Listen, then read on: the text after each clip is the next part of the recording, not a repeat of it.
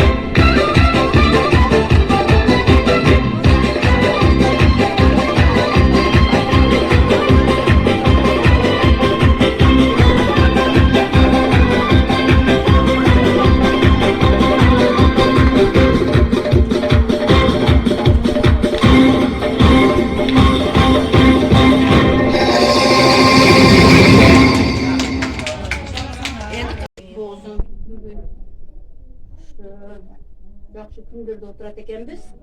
Şöyle көңілдерге uzun ömür, vakit talay, baldarыңыздардың жақшылығını көріп, iman ıslamda болып, ата-енеге қызмат қылған балдардан болсын, sizler şolordun toyunu, жақшылықтарını көріп, uzun ömür, bereket, faiz, den solup versin. Perverdigar nevre, çevre toylarda kılığını ösüp, getiririnizler. Sizlerge hem rahmat. Gelip, biz düşüntüp, süntüp, tartıp, ketkenlerge. Şimdiden solup versin, doğru vakıla жақшы жүрген. Omen, perverdigar. İşketse, bereketler. Barыңызға рахмат біріншіден ардыңыздан соғыққа болыңыздар, бала чағаңыздар жақсылықтарын көріңіздер, ардан пешенеңіздер ашық болсын, жолдарыңыздар жарық болсын. Bu dünyadagi eng yaxshi narsalarni qallaymiz. Әрдайым пешенеңіздерді көтеріп, сөз босатуға ден соғықта жақсы адамдардан болыңыз. Amin. Sizlerge daha baktılık karılık kalayız.